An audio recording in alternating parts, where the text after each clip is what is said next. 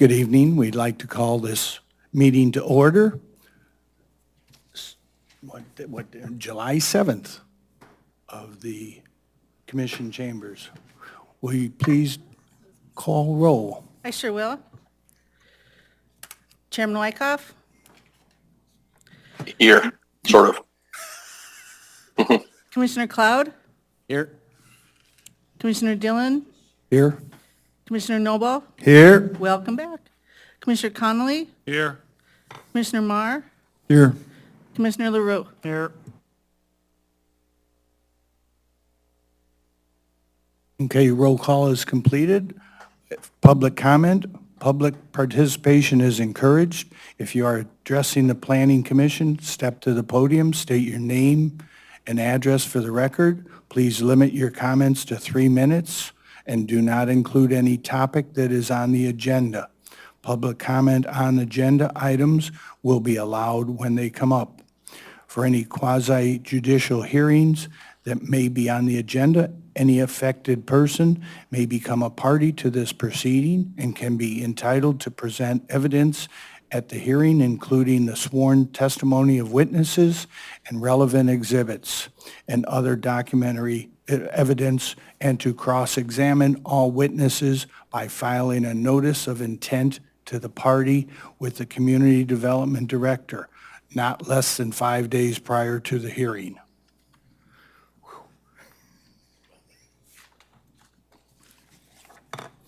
So with that, first agenda is approval of minutes.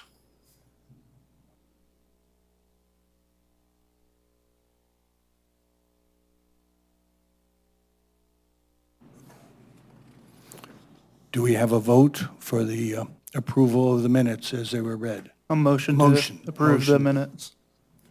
Right? I get a motion? A motion to approve the minutes from the previous meeting? April 2025? Wow, it's a while ago.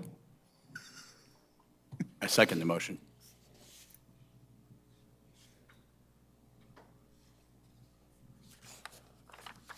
I'll call the roll. Commissioner LaRue, Yes. Commissioner Cloud, Yes. Commissioner Connolly, Yes. Commissioner Dillon, Yes. Commissioner Marr, Yes. Commissioner Noble, Yes. Chairman Wyckoff. Yes. The motion passes. So we'll move on to new businesses, which, as I see in here,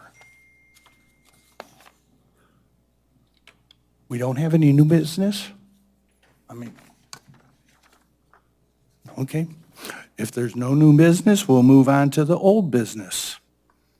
And it looks like there's nothing on old businesses, so we'll move on to administrative staff presentations.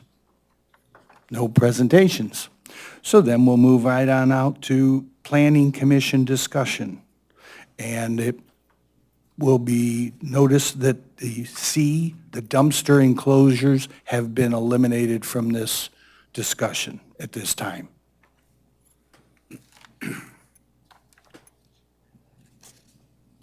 So we'll start with A, nonconformance open sky sections in the code. Okay, so for the nonconformances open sky sections, I'll let Andrew can speak more specifically to those code sections. The main reason they were listed here is we needed to make some adjustments to our land development regulations, or we needed to make some adjustments in our code to address the number of elevation projects that we have. And we simply weren't able to permit these properties because once you get them elevated, the ability to get into the home became, we couldn't do it within the setback. So you couldn't get your staircase in there or any decks or anything like that. So we had to start looking at our code to figure out what were the best areas for us to start addressing. Originally, it started off looking at the non-conforming and the open sky section to start there. But we also have a section in our code that relates to moving structures. And if you'll look, you'll see that there's Article 4 in front of you, and it says elevation and relocation of structures. That is part of our ordinances, but it's not necessarily directly in our land development regulations. So this one was kind of an easier one to start with, to start making some adjustments to help the people who are elevating their homes. So what you have in front of you is something that we presented to, it went to the, it's going this week, right? Everything's running together for me right now. Yeah, it is.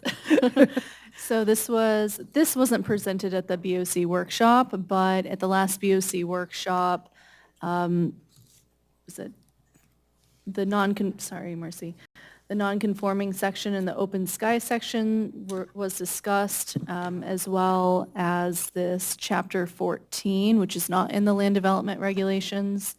And since then, we have kind of crafted up this section that would be going under that chapter 14, which is not in the land development regulations, to create this new division that addresses the elevations of all these single-family homes within the existing footprints. And we think that the addition of this language will help us achieve a faster review for all of these elevating permits that we're seeing. So, sorry, in some of the printouts you received, there's one specifically that kind of jumps out at us, and it's on Vivian Avenue. It's the second page of your printout. It's got the green highlighted area, and Andrew's pulled it up on the screen as well. I actually had spoke with the homeowner and asked if they were okay if I shared this because I felt like it was the perfect example of the challenges we were up against. If you see with this home, as it sits now at grade, the structure is already 20 feet from the property line, which gives them no ability to add a front set of stairs to their home. So this is just kind of a really good example of some of the struggles that we're up against, and really, the homeowners are up against it, and it's making it difficult for us to get the permits going. So we want to make reasonable use for the front access. We don't want people to have to completely rearrange an existing home to try and get a set of stairs in. So with our changes or with our adds to the section that we provided you and just discussed, like we said, it's not in our land development regulations, so it's a bit quicker. Once we start touching the land development regulations, there's a lot to that and a lot of sections that we would have to then, of course, address as well. So this is what we're bringing to the BOC this week, and wanted to just share that with you guys, what's going to be going before them.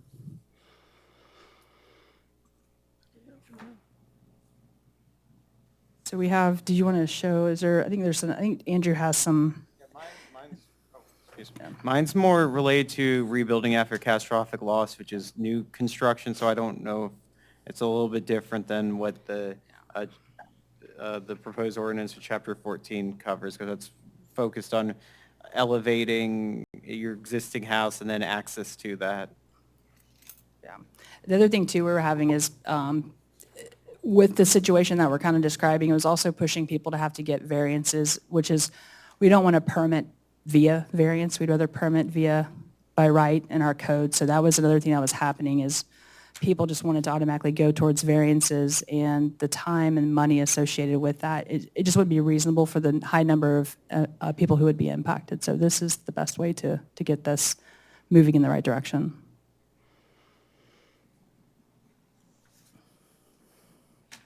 I've got a question real quick. Is it your intent to come up with new hard codes that only apply to old or non-conforming homes that are being elevated, so that new build construction doesn't get that same sort of variance? Correct, yes. If you're building new and wiping your lot, you do still get benefits from that, because we do want that. So you can you can build within your existing footprint, but for the most part, with new builds, there's a little more flexibility with that, depending if the lot is conforming or non-conforming. So there are adjustments and changes that can be made with that as well. Right.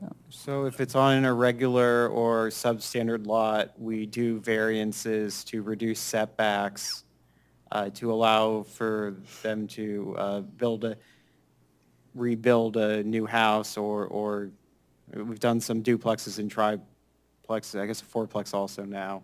Most of the variances we've been approving have all been on like non-conforming size lots, because because our rebuilding after catastrophic loss part of our code allows them to build a new structure to replace their old one.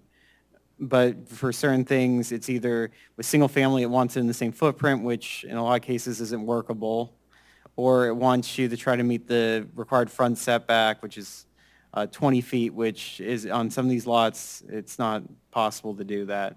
I have an example, and I think this is the last page. This is of a recently approved variance for a single-family house that's in the R2 zoning district. It's on a lot that is less than 4,000 square feet. This shows the footprint of the existing home that's getting demolished, and as you can see, the side setbacks were very, very non-conforming with less than a foot off the side here, which by right, technically, they could have either elevated this house or built a new house within this existing footprint, but this would have been very bad to approve. So the variance was the better solution, where we did get them to fix the side setback to the best of their ability. The lot's still a weird shape, so this section is 4, but beyond that, the side setback gets larger. And then the variance also allowed to match up with the neighboring properties' rear setbacks and maintain the existing front. So this is one that's been approved recently. All the variances we've approved, though, have been on non-conforming size lots. The variances that have failed have been on conforming size ones where we felt that the property owner could make the larger lot work.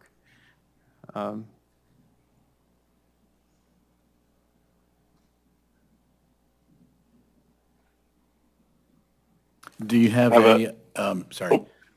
I have something to jump back and forth on two different topics, if you'll indulge me for a minute. One of them is with the houses that we're elevating that are already non-conforming, is there a way to, I know we've granted variances in the past or, for ingress and egress.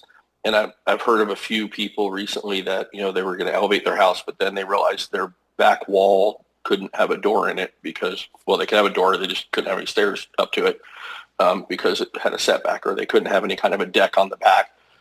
Is there something that we could have in there that even though it doesn't touch the ground, there could be a cantilever deck allowance of some amount or a square footage amount on the ground that would be allowed to exist, in that rebuilding effort and the elevation of the existing structure? I'm definitely not talking about building new, talking about elevating existing structure, because some of these, they're already non-conforming, but we're going to let them, they're allowed to pick them up and elevate them, but then they've got to get in, so I know I read somewhere, and I can't remember where it was, that there is some allowance, but I don't remember what it is, if it's only for the front or if it's only for the rear. But I think if we could come up with something reasonable that would allow, especially on the rear, a small deck to allow access out the back with a footprint on the ground not to exceed X, Y, or Z, to allow a landing to come down to the ground so that they could, it would be in the setback, but at least it's only a minimum infraction, for lack of a better term. We do have in the open skies section, which is on page 14 of the packet tonight, section 110-427A2, that allows for rear yard, second floor, and above balconies not to exceed 4 feet into the required setback.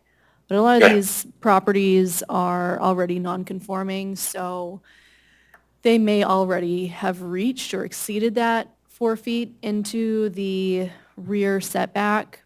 So that is something that we may be able to add into this amendment to Chapter 14.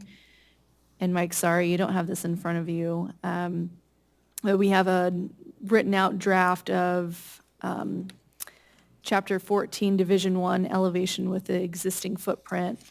It does have a section in it for setbacks and access encroachments, but that's mostly for the front access.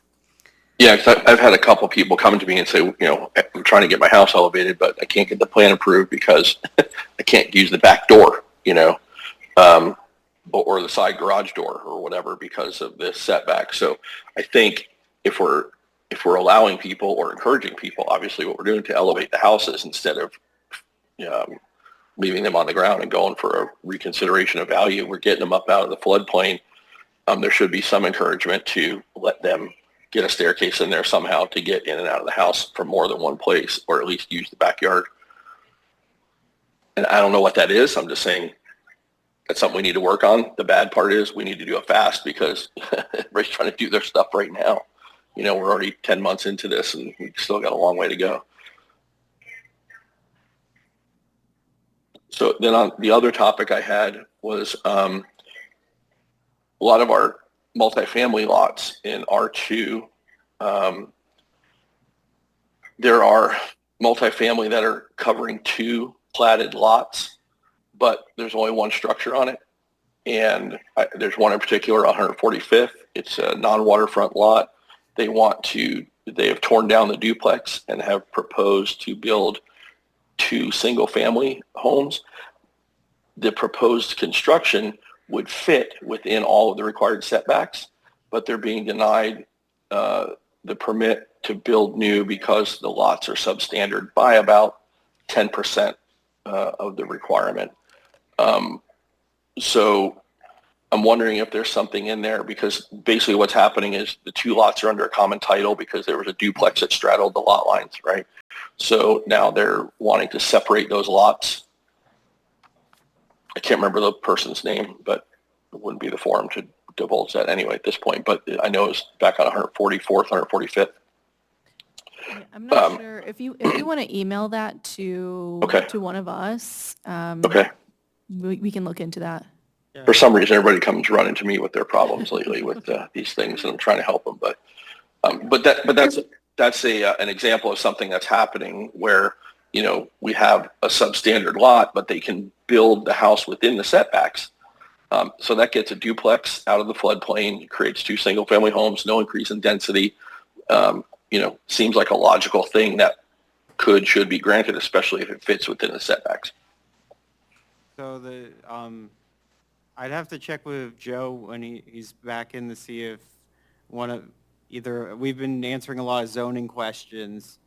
The challenge might have been our division of zoning lots section requires the lot to be a conforming size. If it was previously platted that way, we might be able to split it, but I would need more information in an email to clarify that. As shown, we have been doing variances to get houses and residential structures built back on non-conforming size lots, but I would need a little more information to see if there's any because usually if the lots were previously platted that way, we usually have allowed them to re-separate them. It's more of we don't want people to create new non-conforming size lots, which is prohibited. But I need to see more specifics about the property. All right, I'll check into it and get back to you. Thank you. Thank you. Thank you. I've got a couple, of course.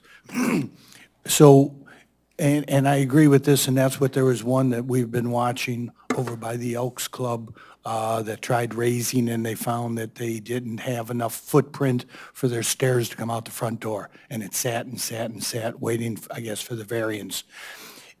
Is the red highlighting or the red printing what you're looking to do to change or to basically to specify elevations that they can get they don't have to go through the magistrate's hearing.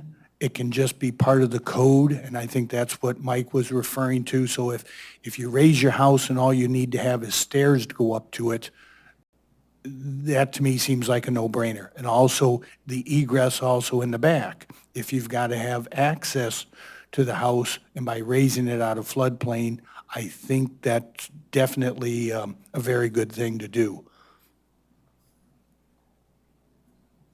So I guess I don't know where the question was, but is this what all the red ink is? Yes, so before everything in red was just reserved, there was really nothing there. So this is kind of brand new verbiage to be inserted into here, so all the red is new.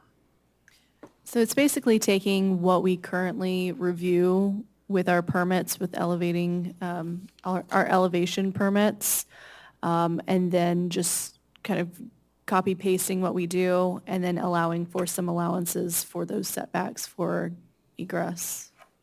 Okay, so since this is a discussion today, will Wednesday, the board, will it be discussion for them as well? Then it'll come back to Yes. us next month and then go on to them for the approval for a So, second? Since this isn't in the land development regulations, it actually does not require planning commission recommendation. So this will go to BOC for discussion on Wednesday, this draft, and then we'll be bringing that to BOC for approval or denial. On the of following approval. meeting? Yes. Okay, so in other words, so basically, so if we have any questions or concerns about any of this, we can, of course, bring it up at the BOC discussion possibly Wednesday or the following month when it becomes putting in to pen to paper. Yeah, so we'll have BOC on Wednesday. This draft is as discussion. If you have any comments, we can always bring that to the BOC on Wednesday, anything that we talk about here tonight. And then also it'll have to go first and second reading to BOC. Okay, so. Can you guys send that to me? Okay. Yes, we'll send that to you. So Thank you. we'll have to go through 2 votes. So in other words, this can't happen for 2 months? We're looking to see if we can do a special meeting, but I don't have that confirmed. But Okay, that's I what we're mean, hoping and that we can do. like Mike had said, this is, people have been waiting for a long time, and there's all this stuff about the elevating, they're elevating and having trouble with permits. Yeah, So, absolutely. We're trying to make it go as fast as we can, but you also have to have the notice requirements. Okay, thank you very much. I have a question. When I read this stuff, I'm always kind of concerned with like cross-referencing and making sure everything's matching up. So this section 14-134, where it's like no elevated structure or associated access feature shall be located closer than 10 feet to the property line.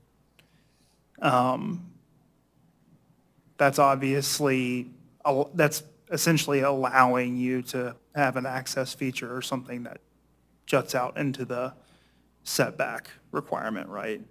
But to me, like, and you can tell me, oh, it's, you have to look in here, I don't really mind, but to me, when I'm just reading this without looking at the rest of the code, like, it seems like it's not very clear on like what is and what isn't allowed to be considered the elevated structure, like, I don't, is it clearly delineated somewhere else in the code, or does it need to maybe get a little more specific here? That's my only comment.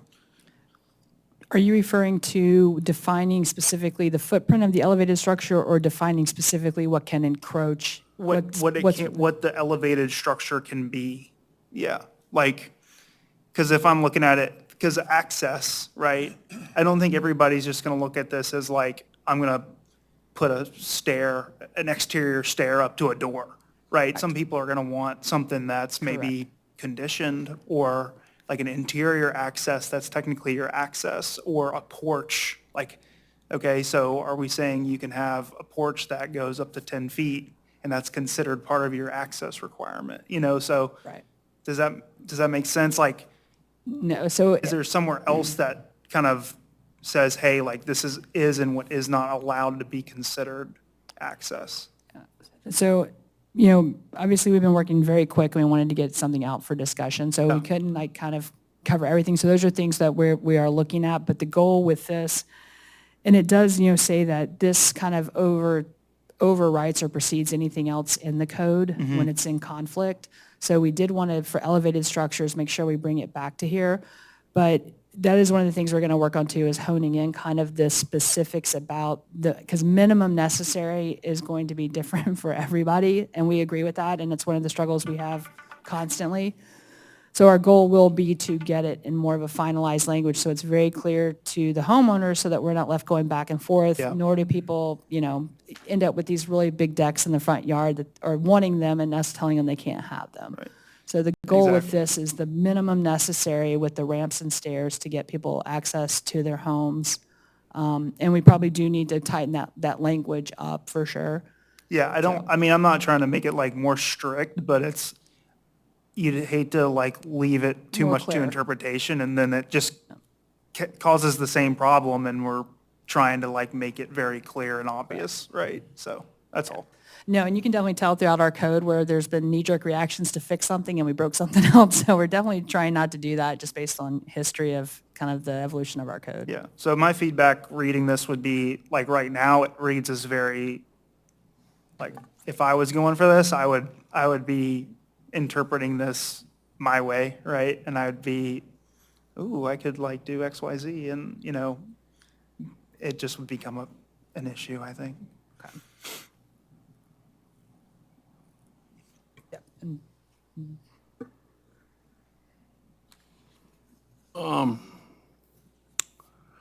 I got a couple things. This, to me, is, if you ride around, there are so many things that are not going to be in compliance with certain houses. And how is this all going to fall into place without doing it on a as-needed basis? Because not only are you struggling, or not struggling, or finishing up with the permits, now you're going to open up all of this, which is going to require a lot more eyes on, physical, leave the building, let's look, measure. And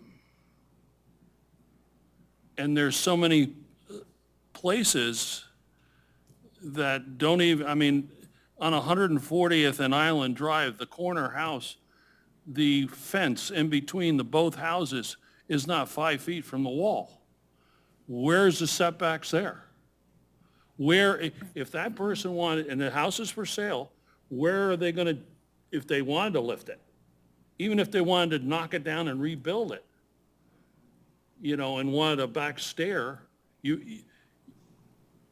I was always in the rule of thumb, you want a front door and a back door. God forbid you're in the back and the house catches fire in the middle of the house, you got a place to get out. So if you can't have another staircase, and I've seen that happen here, where it got voted down to put a second staircase in. All right. That being said, the people that a year ago and 2 years ago that got their feet held to the fire because of the code, Woody, they're going to be running here saying, okay, you're letting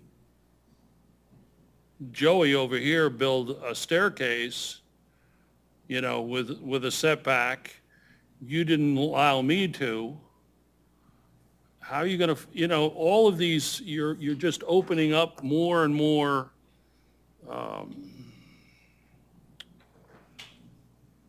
confrontations, basically. And the thing is, I just, I ride around and I keep hoping that areas come back and people move back, and it's not happening. And I see more and more houses get torn down. It's unfortunate, But if you look at, these houses and how they were built back in the 40s and 50s, and this code is, I just don't know how you're going to write this. We're going to start somewhere, and right here is where we're going to start. I hear you, and I understand. And so when you're dealing with something and you have a one-off every so often you're permitting and you deal with it through variance, it wasn't obviously it was in our mind, but now that we're dealing with it to the tune of, 30s and 40 permits, it obviously needs to be addressed via a start. This doesn't fix everything. It doesn't help every single property. But if I were to go through the permits that we have now, this helps this approach and addressing this with some additional verbiage regarding rear access and maybe describing a little better, gets most all of those permits through the process with by right conditional comments. And that's really kind of what we're looking for, is to get it started. We know we can't fix everything. We know we've got a large code that does need some attention, obviously, so we do want to work on that. But this is our first start to try to really get these things going and to be as inclusive and as thoughtful as possible at this process. All right, the second thing is, with all the torrential rains we've had in the last 2 to 3 weeks, our streets are getting flooded and our storm water drains are not being able to handle it. And I look around and wonder where all this water is coming from. And all your houses that are getting elevated and your new houses that are being built are all 2 to 3 feet above grade of the existing grade, which puts that much more water in the roads. How are we straightening this out? I mean, I know this is something. Obviously, that's another long, thoughtful process as far as elevating the homes as much as we can at a time, and then getting the roads elevated, and there's a balance there that has to be achieved, and a very long-term commitment to that. But I remember having 2 years ago, having this conversation with you, and the grade is not supposed to change. And it is. I could take you around, Marcy, and show you, the grades are raising. The new houses that are being put in, even by me, are elevated higher. So the height that they're allowed to go is measured from the center line of the road. So going no higher than 2 feet of that has been the rule of thumb throughout the permitting process since I've been here. What I'm basically saying is, if you have a flat table area and you take the middle of the table and you raise it up, the water is going to go to both sides. It's not going in that area. It's going where it shouldn't go. And you have more of a volume. And as this construction keeps going and you keep building, you're just going to have more and more. Eventually, you're going to have to raise the streets or get bigger storm drains or pumps. Thank you. I had a comment about the process. I really like the idea that we're hard coding in some of the variances that we know that we're going to have to do.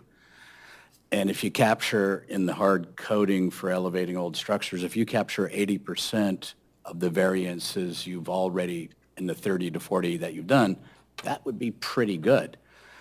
I just would suggest that when you get done editing it and you think you're ready to publish, to doing an analysis on the 30 to 40 to see whether or not you're capturing 50%, 90%, where are you in there? Because that's going to unburden the whole permitting process. If you got 80% of the variances out of the way, I think you're doing pretty good, actually. Yeah. So that was just a process one. The other one is 14135, which said B, separate permits are required for all companion work. That seems a little loose for the person submitting, or the engineer submitting the permit. I would recommend that it said it must. The original permit must include these items. So One-time hit. here's what happens. Just to kind of be a little stiffer on, you got to put all your cards on the table when you bring a plan to the table, right? And that's the unfortunate part of this. So what we have is actively have roughly 4 to 5 elevation contractors working in the city right now. And they're working throughout the community, kind of came down here from Louisiana, but then started working down south after Ian. And the problem is you have one in particular, all they do is elevate your home and they're out of there. They don't pour your slab, they don't build your access, they don't reconnect your plumbing, they don't even disconnect your plumbing. So the verbiage was such that those people know, and we're having a lot of conversations with homeowners, like, listen, this contractor is only doing this work. You need to have that next contractor in the bullpen to come in and say, okay, I'm going to pour your slab, build your stairs, and where are those going? Then you get to another one, all they do is pour your slab and build you one set of stairs. And then the next one will do everything. They're going to interior remodel your garage, your stairs, and so we're trying to do the balance of whatever work is not covered by your elevation contractor must be covered in another permit by another contractor. So I guess I didn't understand that there's a separate elevation permit that's not part of the overall plan, the project permit, their master permit, if you will. Correct, and that's kind of was part of our learning curve is when we first started talking to the contractors, we're like, why don't you have a GC? And under this permit, you have the elevation portion, the plumbing, electrical. That is not how the industry works. And so, and in fact, when I went to a conference, there's actually an industry for structural movers, and I met with them and spent a lot of time trying to understand their business so that I could better understand what we needed to be doing here. And that is just their business. Some of them only elevate. So we are issuing permits, yeah. I've just for elevated that. homes in a different state, Yeah. but the master permit included the overall plan before I jerked the house off the ground. They don't want to do that because the elevation contractor do not want to get caught up with all the other stuff because they want to close out their permit and boogie to the next project. So there was that approach. It was ideal, but it's just not how the industry is working right now. Okay. So I mean, I would recommend when I was in Seattle, I elevated a house with with earthquake requirements instead of hurricane requirements, relatively stringent. And the master permit included everybody. Yep. There was no jerking it off the ground before there was a general plan. I mean, a significant plan, drawings and everything. It's all one hit. Yep. So to issue the elevation permit prior to the design of the rest of the building and the slab and the egress being permitted seems piecemeal and kind of herky-jerky. Yes, and that was one of the biggest struggles we were having. So one of the requirements we do have for the elevation contractor who is only elevating is they must give us a schematic of how the homeowner is intending to access and do balconies, such that when it's handed off to the next contractor, there's some continuity. But when our permits are getting approved, there's conditions on there, and I literally email the homeowner and say, your elevation permit is being approved, but please understand these are your next deliverables. And for the most part, we've almost met with every homeowner who's doing this. So we've sat down, we've talked to them. They seem to have a very good understanding of what they're up against and what their responsibility is. But as that home is getting elevated too, we have to know that the access is secure. So you will have to have that next stage permit in the door to be approved because the building official isn't going to just go, oh, okay, house is in the air, walk away. That access has to be in place. So the permit has to be in place to start doing that such that once the home is elevated, it can be reasonably accessed. But it was kind of a shock to me that it wasn't an industry standard and something that they do, but we found out that is what's happening throughout Florida. So, Yeah. and the grant Different program will states be are different, interesting to see how they deal with the grant program. I'm kind of interested how the state's going to manage it at that level. So that's going to be another facet of this that we haven't had to deal with yet. Gotcha.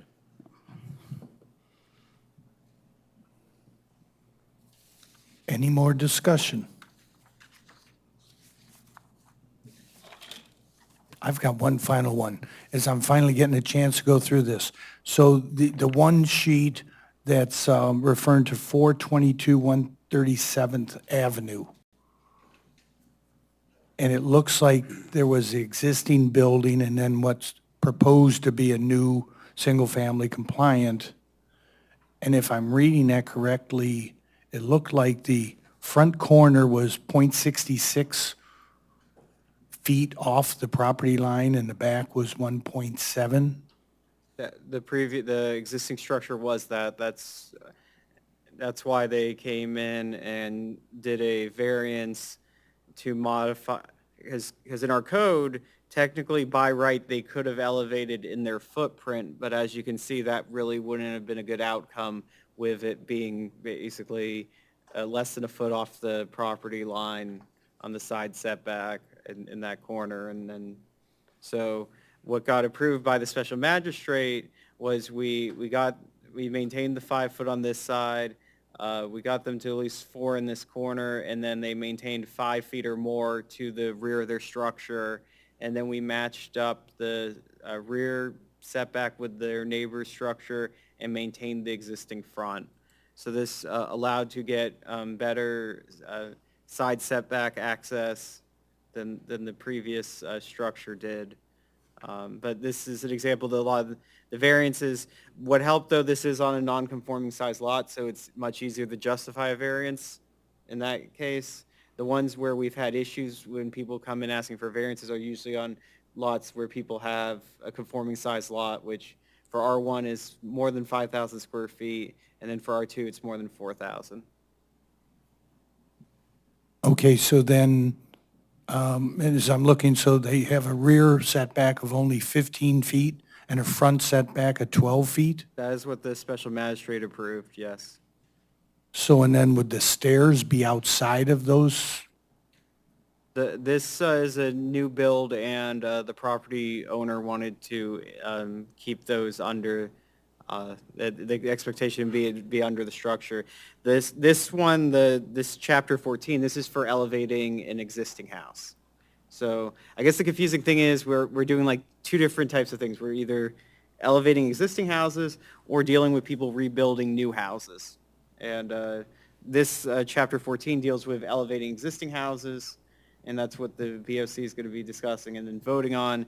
While this dealing with the new construction houses, that's going to be a long-term process, which will require updating our LDRs, and it'll come back through you guys. So I guess it's a little confusing because it's like almost 2 different processes going on at once, but of people either elevating or building new.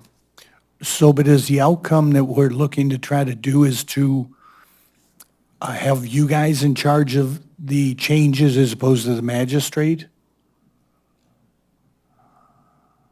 That potentially could be one of the options with the rebuilding after catastrophic loss, would be to give a little more flexibility. But that's going to be a more long-term discussion over the next couple months, because the elevation stuff is, we have to do this like right now. There's permits lined up, but with the new construction stuff, that there needs to be more time to work through things with that, because we, especially when someone's doing new construction, we want to make sure that the best, we try to get a better outcome than what was previously there, because but as you can see, with these non-conforming lots, it can be difficult, but I feel like with this was the best case scenario we were able to, because as shown, if they built within the same footprint, it really wouldn't have been a good outcome. I mean, I agree, and I'm not, I'm just trying to understand what all that we were given here, and we're trying to decipher through there. Yeah, and this is like kind of a startup to show what we're doing with Chapter 14 that we're doing right now, and then get the ball rolling with updating other parts of our LDRs, which would go through you guys. But yeah, the LDR is gonna be a longer process to work through. Okay, so if there's no further discussion, I got to apologize. I forgot that we have members in the audience, and in the very beginning, I should have asked if there was any public comment, that anybody wanted to say anything. Just on the agenda item. Okay, thank you. It's not usual that we have people here. Okay, so moving on then, unfit and unsafe structures is the next item. I have public comment on that. Oh, okay, yes, okay, I meant earlier, the earlier public comment. okay, yeah. Sorry. Thank you. Hi, Nicole Rusnak, 14024 Vivian. Our home is one of the examples that Marcy had shared today. I'm coming to speak to you. We are a military family here on orders to MacDill, and we chose Madeira as our home, and we moved in and bought our house, sorry to get emotional, in June of 2024. And we were motivated to elevate even before Helene, but now our home is substantially damaged, and it has to be. And we looked at all the options, demo and rebuild, use our house as the foundation to rebuild upon, or elevate. And the only thing that makes sense for us economically and, with our mortgage and everything is to elevate. And so it's not a choice anymore. We have to. And I understand it makes sense to, have the grand plan together, but we're in hurricane season, and my number one priority is getting this house out of a flood zone and figuring it out as we go. So I really appreciate the work and the collaborating with the community that's happening here. This means a lot to us. So again, as I mentioned, it's also important to us to have codes change as homes are changing and being built differently in the future and moving forward. They're not the same as they were in the 1940s and 50s when our home was built.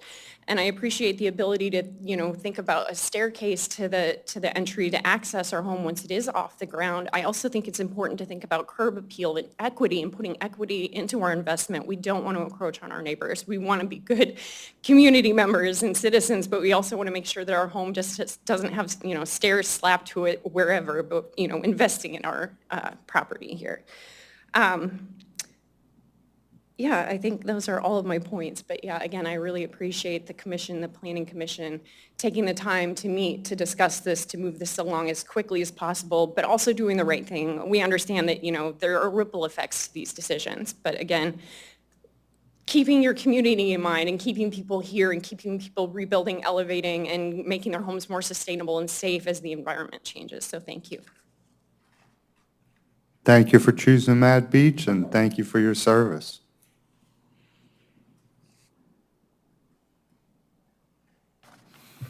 So now I guess if that item is finished. Any more discussion? We will be moving on to... I want to say something. I agree with what you said. It is kind of emotional. If you drive around Madeira Beach, you see it's kind of basically half a ghost town around here. And if we don't figure out how to work with the people, it's going to be 3 or 4 or 5 years, and it's going to be all these 3-story houses, and it's going to change the character of Madeira Beach. Kind of what we talked about Johns Pass, changing the character of Johns Pass. So I'm for, working with people and figuring out how to get this done sooner rather than later, because people need to get back in their house. So it's important, and I thank you for coming. I agree completely, and that's why I was saying in terms of if it has to go through 2 Board of Commission meetings, that's 2 months. So yes, let's push this through. And great job that you guys are doing. So now, if anybody else has anything else to say. I do, if I may. I want to make sure that staff has what they need regarding the nonconformity, variance, open sky requirements. We've spent most of our time talking about, we like things with red highlights because it gives us a direction. So I know we wanted to talk about that, and it's very important also, but I know you wanted to talk about these other topics, and I don't know if you have any direction or enough direction from them to move forward, or? I think so. Okay.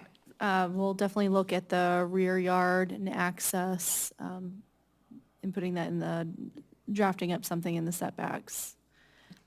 Just want to make sure you have what you need before we jump to the next topic. Marcy, did you have any?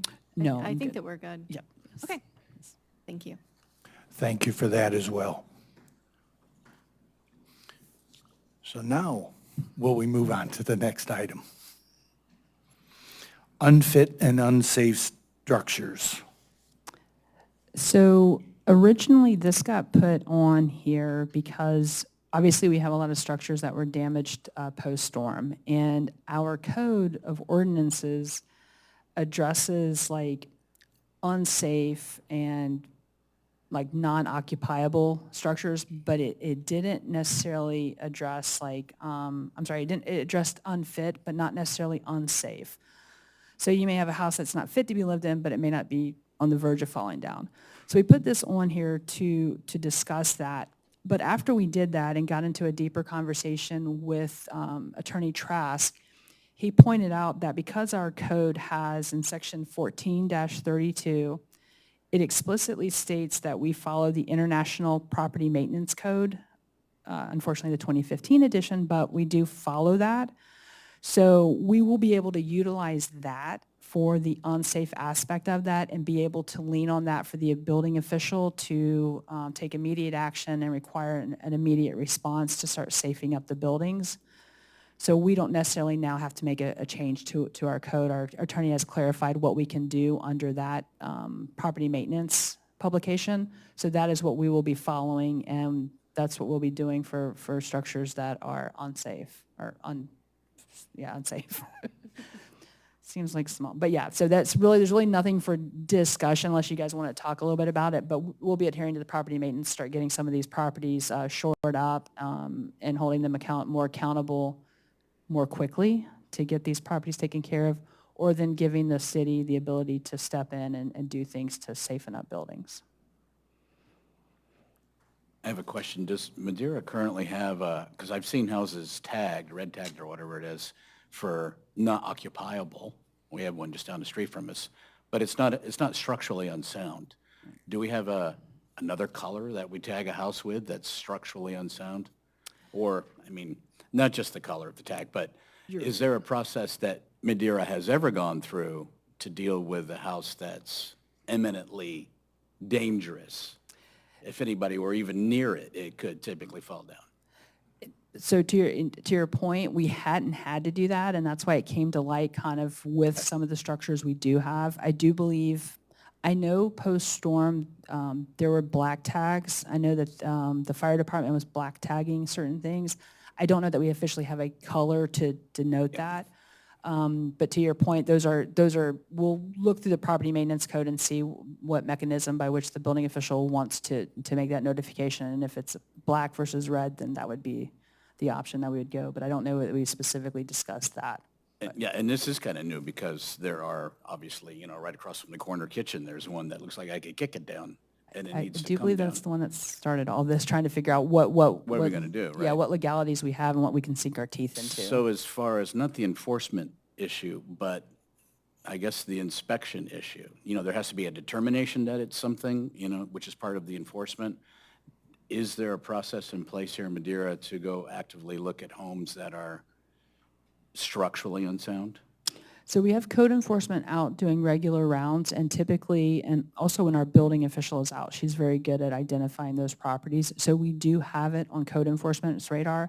Public Works is also a great advocate because they're always out in the city doing work. They always let us know if they see something they want us to check out. Okay. So post-storm, it's kind of all hands on deck, all eyes on deck, looking for those kinds of things. And so the last question I have is, who has the authority to black tag it or condemn it structurally? Do you need engineering to do that, or? The building official has that authority. Okay, and so we have that authority locally in Madeira? Exactly. Okay, that was Yes, the question. we do. Thank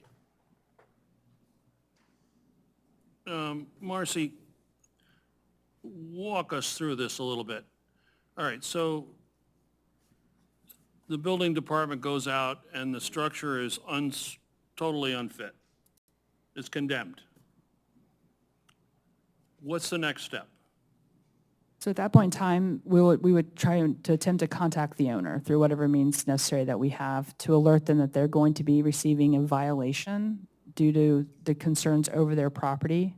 And how long, supposing you don't hear from the people, what are you doing then? So the building official can set a time frame that basically says, you have X amount of days depending on how concerned we are about that. If they don't respond in X amount of days, I believe the property code maintenance, and we literally kind of just acknowledge that this would be the path that we'd be going, so I don't want to quote what's in there. But it is my understanding that if we follow that route, we do have the ability to, as a city, if we wanted to put forth funds to fix it and then put a lien on the property or go out to the property owner, there's avenues for that. Tearing down the property, I believe, is also an option if it's an imminent threat.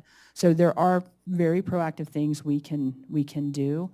And like I said, the building official can set that time frame based on the concern they have over the structure. So I had this conversation with Mr. Trask.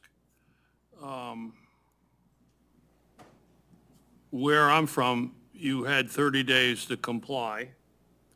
If you didn't comply or showed some kind of effort or where you were going with it, the city or the county would tear the place down at your expense. In other words, they'd put it out for bid, knock it down, clean it out, and put the bill on your taxes. And he said we couldn't do that. But here again, you had 30 days, like at 140th, there's a house that is just sitting there with a garage that's half apart. And that's what I was complaining about. I said, no one's doing anything with this. I mean, it should be knocked down and, you know, it's still there. So how fast could this be expedited? So The city took it over. that's a great question. And kind of one of the things I thought about too is, you know, is it something we go ahead and do an RFQ on and we have those contractors already selected and then the bullpen ready to go? So that was kind of one of the things I was already kind of going to in my mind. What I'm going to do is I'm going to, like I said, it was just recently kind of clarified by Trask that we could follow the property maintenance guide. So we're going to put together like a bulletin of how quickly we can do and expedite, you know, these situations. I know the building official was looking at it as well. So we'll get with her, and I'd like to better answer that once we've had a chance to fully digest what we can do. I don't want to speak out of turn, and I don't know if Nancy has any I experience. was, yeah, I'm sorry. I was trying to To speak find to. the International Property Maintenance Code as you were talking, and it's not coming up quickly enough. But Yep. in generic terms, that's what you're saying is usually the process. There's notice, they have a chance to correct it themselves. Right. If they don't, the city can come in and do it, and then you lien their property for whatever the city spends to demolish or clean up, whatever you do, you put a lien on their property. So at some point someday, you might get it, or you might foreclose on it to get it. That's a different, different process. Okay, so where I came from, after the town would tear the house down and put it on your taxes, you had to start paying back to the town or the county, whatever it was, whatever you could afford. I've never seen that in Florida. If you couldn't, if you didn't pay, they foreclosed on it and sold it. Yeah. Only process I've seen here is a lien. Pardon me? The only process I've seen here is after, if the city does spend money to demolish or clean up, they can lien the property, but they don't put it on the taxes. That's the only process. Don't put it on your taxes. No, they put a lien on your property. Okay, so how would that be? So when you go to sell, someone's going to have to pay it. Sometimes you'll see foreclosure actions initiated to get them paid. That's obviously a determination of how much is it going to cost to foreclose, how big's your lien, is it worth waiting to see if they pay it off on their own or sell it? But the city doesn't want to be a landlord or Well, you're not going landowner. to, well, no, that's a decision for the city to make at that time. I'll tell you, most of the time, I don't see cities take over the property. They wait and they work out the lien with a new If I property can owner. interject here, I followed that project all along. She got damaged, she was waiting to get a permit for demo, and the permit was not issued. And then she finally went to the magistrate. The magistrate had a hearing, and she had not had the permit yet. And at that meeting, she told the lady to wait around and get together with the city. And she was waiting to get the permit to be able to demo the place. Once she got the permit, then she was able to get the contractor. And once a contractor on board, there's many of them, it's just, wow, wait in line and wait till you get it. And she was given, I believe, 45 days to get things situated, and if that 45 days, or it's probably 60 days, and if it wasn't done by that, she could come back into the magistrate's hearing and have another hearing, because it's the process, and the process just takes, it takes time. And, the city has to do their due diligence, and it's just like this, this thing about the elevating, and we are all on board with this, but the city still has to follow their legal guidelines. And so it's time. And in terms of for the city to take over it, she has done everything that she could to get the place demolished. And I believe, at least that's what all my understanding was. So the process is slow, and here, once again, just like this sounds very good, and that couple that was here, I mean, you know, they moved in June, like many people, and so now they're still waiting to hear what they can do. I'm off my soapbox. Well, and with what you're talking about, John, is not a community that was hit by a disaster. We're under disaster declaration. And these homes are people still dealing with insurance companies, dealing with permitting. And we're going to go start putting liens on their property. I don't think the city should start doing that. They got to have some leadway to understand that this is a community-wide event. We didn't really have this problem. I think the one you're talking about is like one that we've had since I've been on the planning commission where the people weren't responding, and finally they did. So I think we got to have a little leadway and understand that, I mean, my personal situation, I'm still trying to get the ICC from the insurance company. I started the permitting process, which was very tough, sitting right up there. And then I had to go out of town for work in Western North Carolina. And then I get the letter finally from FEMA after many requests that, oh, you can't build back. So I get the letter, and now I'm stuck dealing with a builder, an architect, and trying to get everything done. And, you know, my house is not getting any better, but it's not getting any worse. And we have a storm coming in, so I'm sure I'm not the only one in the community who's dealing with the process and have other things that, you know, you still got to pay the bills, I still got to pay the flood insurance, and I got a house that I'm paying the mortgage on, and I'm not spending any money on Gulf Boulevard. So I don't think we should aggressively pursue this. I think if you notify them, that's fine, but to say we're going to start putting liens on your house, I think it's a little quick jumping the gun for that at this time. Just, you know, the community was struck by, I mean, this wasn't even the big one. This was 100 miles offshore. And I thought we were way more prepared than we are. I thought the insurance was different. I thought FEMA was different. This whole thing hit me, and I'm in the industry of cleaning up at national disasters. And I thought I understood FEMA. Nope. The whole thing is, it caught us off guard, caught me off guard. So I think we have to have a little patience with some of the people that are still trying to get it together. I wish I was back in my house, but I'm not. And if I can add to that, just, I know this is something that you guys haven't done yet. It's a new process, and you're going to figure that out with your building official, and I can never speak for a building official. I will tell you, most communities that we are in, if the building official sends that notice and you call and tell them that, they are going to work with you. They're not trying to knock down houses, obviously. I mean, there's some they may need to. Maybe there's really a structural concern of the house next door might get affected or some specific situation. But I can tell you, most communities, the goal is to work with you and know what's going on. So a lot of times the issues are the building official sees the structure, they see the unsafe condition, and no one's responding. They've sent letters, they've made phone calls, they stop by, and they have no information. At that point, the city has to do something. So again, can't speak for your building official. I don't want anyone to come here in 3 months and say, no, Nancy said you won't do this. Just for people listening, yes, what we just said is scary. We're going to give you a notice, and if you don't do it, we're going to knock your house down and we're going to lien your property. That is one very specific process, but if you're communicating with building officials, usually you can work together and try to get things accomplished without, boom, we've taken your house down and there's a lien. So just to maybe not make it sound so technical, it is a process, and there's a lot of emotions involved, and conversations very, very important in these situations.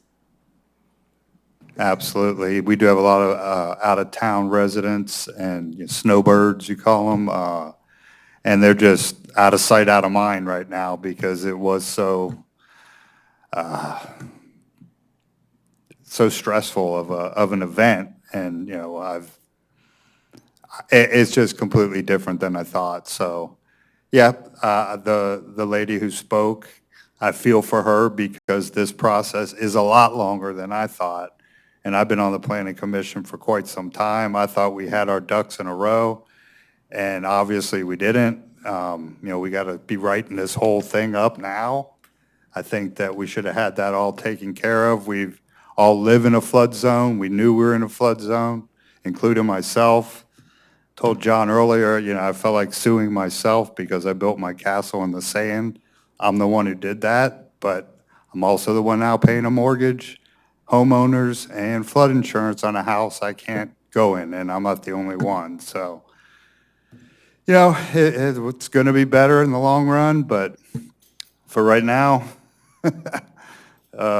it's been a mess.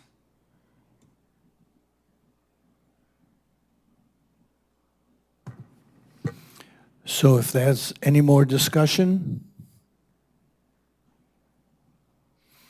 I've got to say, thank you guys. You guys have been doing a very good job, not only with all of this, with all the building issues as well. I got to give you a personal thank you.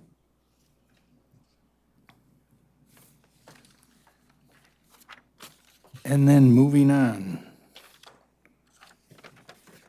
Well, did the master plan update get postponed also? No, we just wanted to give you an update that we have met with DOT, Ford Pinellas, and then tomorrow we'll be also meeting with PSTA to get input on the draft master plan. We have our last workshop. It's more of like an open house. It'll be on July 22nd, and they'll be paired with the community development meeting. So the majority of that night, which starts at 6 p.m., we'll be discussing about community development and what we do in community development. So they'll go into long-range planning, just planning efforts, planning commission, land development regulations, building, permitting, code enforcement, everything that's encompassed in community development, and then we'll also pair it with the open house of the master plan. That'll be the last workshop or any input that we will gather for the master plan before we have that draft, and then that will come to Planning Commission and BOC. So then, since the meeting's July 22nd and our meeting's August 4th, will there be most likely the discussion at that point about it? They'll be presenting what their information was? I don't have a date yet, but it won't be at the August. I think that'll be too soon. But once we have something, we will definitely bring it to Planning Commission. Okay. Well, then the next meeting is scheduled for Monday, August 4th, 2025 at 6 p.m. And informational materials? I'm not sure what that is. Nope, that's all that we have. If not, I close this meeting at 7:09 p.m. Thank you. Thank you.